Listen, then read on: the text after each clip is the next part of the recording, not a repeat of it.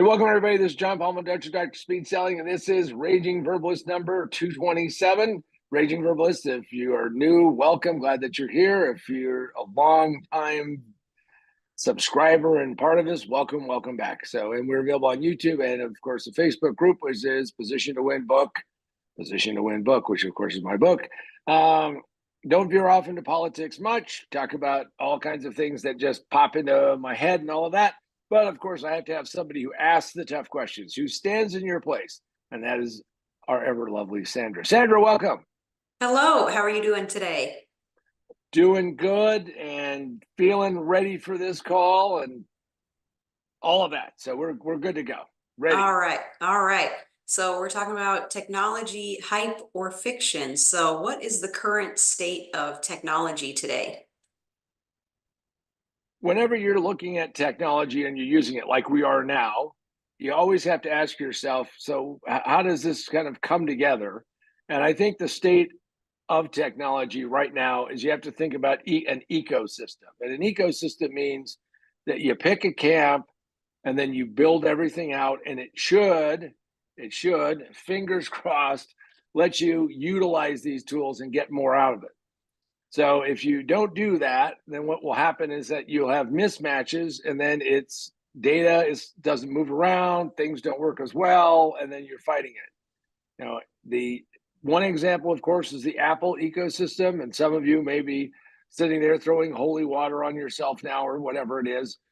But there's really two big ecosystems that I see. One is the Apple Macintosh, iPhone, iPad, watch, you name it, it's all together. I don't have the big goggles yet. And that's one ecosystem. And of course, the value of an ecosystem, and yes, I'll get to the other side, is that you can share data back and forth and you can share things and make them work. As an example, I just recently, to help cure the Zoom jitter problem and the Zoom other thing, is bought a MacBook Air.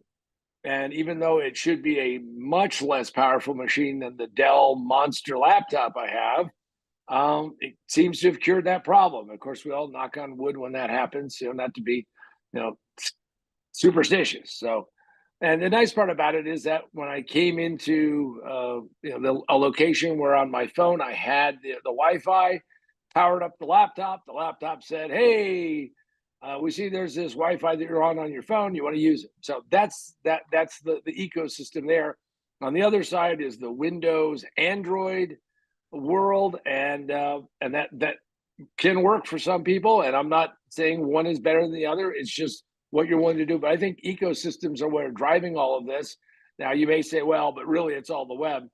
Right, except that the web isn't like some ubiquitous, easy to use thing. There's lots of different levels of things. So, and on the Windows side, Windows is now killing Windows 10.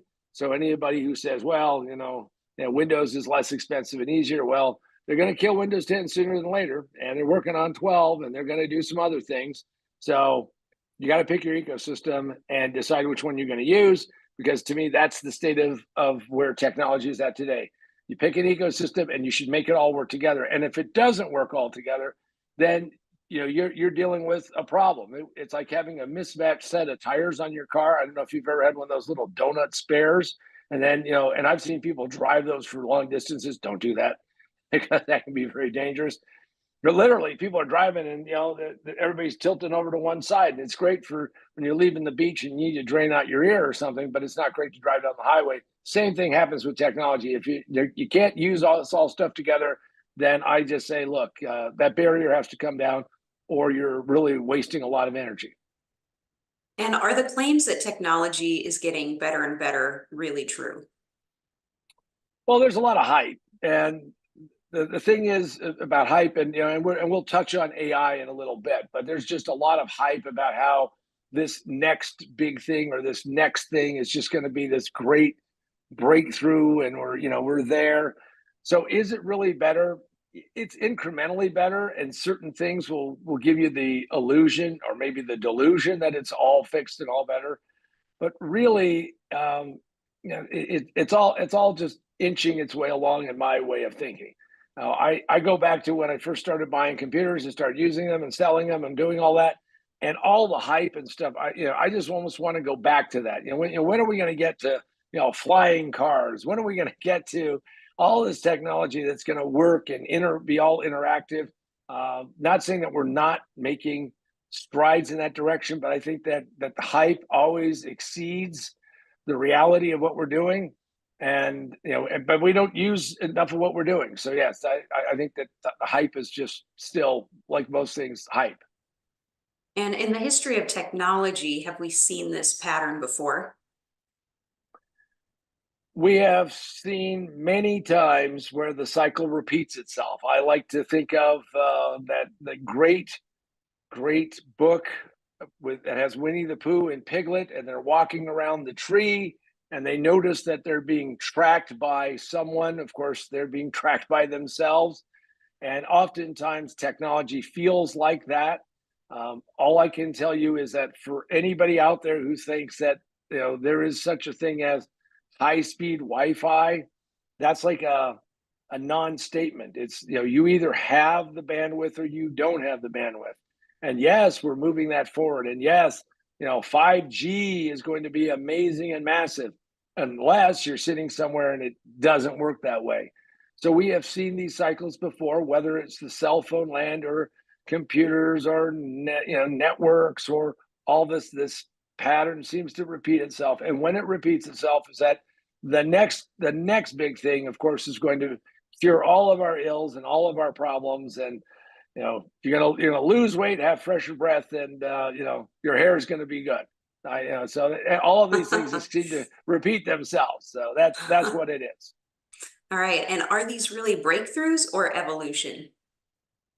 I think we're really to evolution for most of technology, and I think that technology is one of those things that once you start really using it and you experience it, that you become kind of blasé. You don't understand how much capability you have in your pocket or you have in your all around you, and but it's evolutionary in the sense that you know the breakthrough maybe is going to be AI. And the reason why I say maybe is that if you take all of the various news feeds that talk about where AI is and the breakthroughs and all of that, and then you travel like I do and you speak to business people, you speak to sales professionals, you speak to entrepreneurs, what you find out is that most of them, and I mean most of them, really, if they're using it, they're using it for very blasé things. They're not really doing anything that's major. And that's really when you get to the breakthrough. So it's evolutionary. We may see some breakthroughs in AI, but right now, most of technology is on that kind of that path of it's better than it was, but it's not where it needs to get to. Now, if you really want to get to some kind of breakthrough, go out and pick up this, which is my book, Most Businesses Fail in the First 5 Minutes. Most businesses fail in the first 5 minutes. It just takes them 3 to 5 years to realize it, position to win. Now, this is very, very much like what happens in technology. People have no idea, whether or not this thing is going to work or not, and they dive in. And for every success story there is, there's like a dozen or 100 non-successful ones. So go check it out, pick it up, and you can get it from our website, positiontowinbook.com, positiontowinbook.com, and I will autograph it for you. Put it in an inscription as long as it's not too nasty or something. Also, you can get it at Amazon Books, Barnes & Noble's, Books A Million, any place that the books are sold. You can get it digitally on iBooks, Nook, and Kindle. And then our other book, which is Remote Work for a Better World, which is how to actually do what we're doing here. And this is an example of where, talking about people missing this, is that we went through this whole remote process, which everybody bitches about, but nobody's going to fix. And that still is going to be a trend, and it's going to continue on. So go check that out and pick it up. And that will get us to where you need to go. All right, Sandra, so what do we have next? What is our next hot question? All right. So how do you select an ecosystem? Well, it's funny because for a lot of people, it turns into this like kind of religious thing, which is they'll go, well, I never want to have Apple know my stuff. And, Apple is the walled garden. Well, unless you're going to be some kind of hacker Linux somebody, which, by the way, I also have Linux machines in businesses that I am involved in. But you got to be really technically sophisticated. So you have to decide which way you're going to go. And it almost starts with the phone that you have. So if you're going to buy an Android phone, in all likelihood, you're probably going to be in, Microsoft Windows land, and figure out how to tie those together and all of that. By the way, if you're thinking that, well, John, you're not mentioning things like, Google Chromebook or something. I just say to somebody, if you're really serious about business, it has too many limitations. You're not really saving that much money and all of that. Also, you can look at Google and all of their suite of tools, which we utilize, as another ecosystem. So how do you select an ecosystem? It comes down to, what do you want to do and how do you want to accomplish it and how this takes place. And it gets back to more of a thing called, well, comes back to, how do you get your job done and what tool chain you're going to put together, which is a different topic, which we may get into the Raging Verbalist. But lay out all the tools that you're going to use. Are you going to use Microsoft Word? You're going to use Google Docs? You're going to use, any of the free open source stuff? All of that gets back to, what are you trying to accomplish? And here's the reality, is that there is no single piece of software that does it all, no matter what people say or no matter what they think.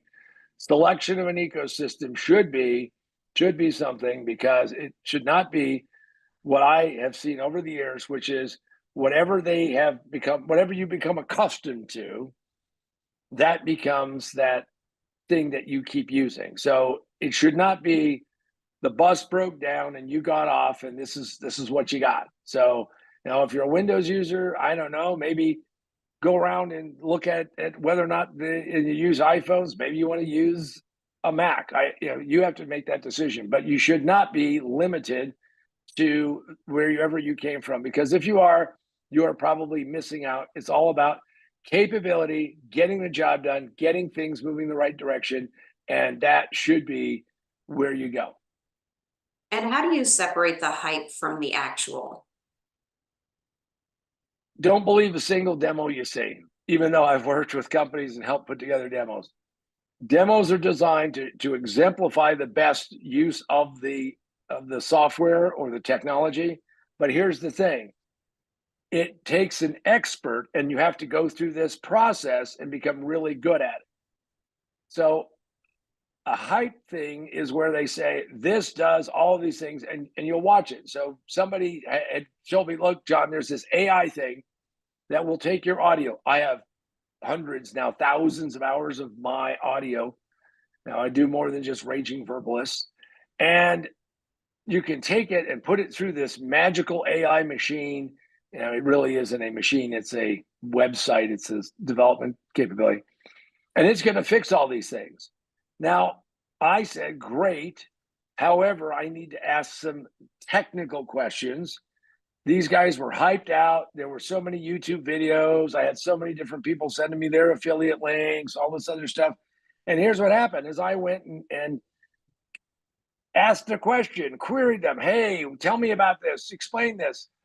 And all I got back was, well, hey, go watch this demo video. I had watched the demo video. It didn't answer a real serious question. And that's because, why do that when you can just hype them out? So I have high hopes and low expectations. And that's how I think you can separate the wheat from the chaff, the BS from the reality, and see what you want to do. So what do you mean by utilization of technology? If you go into an AI tool like Chat GPT or Perplexity. So I went to Chat GPT 4 because I pay them, I'm sending them $20 a month. And I said the simple prompt, how many functions are there in Microsoft Word? Now, Microsoft Word, for those who don't quite know, started out as a Macintosh product and was developed as a Macintosh product. And I bought my first copy of Microsoft Office, or not Office, Word, and it was 1.05. because 1.0, obviously they had to fix some stuff. This is the days when they shipped you a box with a bunch of floppies. Loaded that bad boy up, and I'm all excited. And they had a card in the back that said, if something doesn't work, you're part of the team. Oh, I felt so good. I mean, I felt close to Bill Gates in that just that moment. I knew that Bill could, we had a cosmic connection. So I dutifully filled out this card and sent in and said, hey, this function doesn't really work the way I thought it would work, and sent it in. Well, back to ChatGPT-4. How many functions are there in Microsoft Word? Simple question. It's been developed over decades and decades now. And it came back with a very weaselly bullshit answer. And it said, Microsoft Word, I keep saying Office, Microsoft Word is a complicated tool that is utilized. And it was going on and on and on. And in the end, it said, we don't really know how many functions there are. Now, I don't know if Microsoft knows how many functions there are, really. Utilization means that you can take this and you can actually get real work done. Now, some of you are experts in this. So, you could do the right page breaks. You can set up, style sheets. You could go do tables and put in images that text flows around, and 2 columns and 3 columns and on and on and on. You can do all of that stuff. But utilization is the ability to do that. And one of the tests that I always put to myself and anyone that I'm working with is, not are you technologically capable of firing up the system and kind of working through it, but can you truly utilize it? Can you get something done? So when we get done with this today, and this ends up getting worked on, and Sandra does her magic to it, and her Nebraskan magic, we have a workflow and we have a utilization, and we can get it done. This doesn't happen immediately. It happens over a period of time. And if you want to do anything, write the word utilization and ask yourself, as a business owner or anybody who's participating, how well do I utilize these tools? Because if you're only doing 1 or 2 or 3 functions, my guess is that you're leaving a lot on the table. You're not really getting full capability, which is essential. Why did we spend all of this money to do this when we could have done it in a simpler, different fashion? So that's what I mean by utilization. It is extracting the maximum value out of the technology that you're paying for to help you achieve the goals that you want to in your life, and not be frustrated beyond belief. And how do entrepreneurs, marketing, and salespeople maximize their utilization of technology? Takes a commitment to be trained. Everyone today, there are no manuals. I mean, you could go to Amazon, or go to a bookstore. Ooh, okay, now I'm talking scary stuff. And go find the dummies book about this or that. What you want to do, though, is not just go buy it and have it prop up a wobbly table or something. What you want to do is make sure that you take time. I use YouTube videos for a lot of this, and keep training yourself and teaching yourself how to do more with the technology you have. You already have a sunk cost, you have money that's already dumped into this, and how do you go and make this actually work for you? Now, if you're in sales, if you're in marketing, if you're an entrepreneur, if you're a business owner, you are, whether you know it or not, in a race, and you're constantly in a race.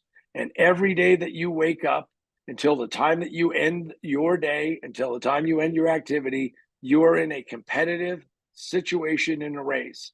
And the more that you can utilize and leverage off of these tools, which is what utilization is about, the more capable you're going to be. I grew up at a time when my father, when he needed a ditch dug so we could put in a pipe to divert the water and get rid of that so it wouldn't flood the basement apartment, so his tenant wouldn't pay him. Well, we had to dig a ditch, and we had to make sure that it was going down and all that. Today, you would go rent a tool or buy a tool, and you would dig that in no time at all instead of doing what we did. Utilization of the tools are knowing just that. What tool can get you to where you need to go as quickly as you can so you become a better competitor, stronger competitor, better swimmer, and more able to do what you need to do.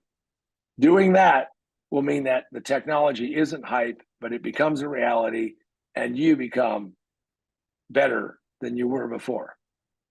And with that, I'm John Paul Mendoza, Dr. Speed Selling.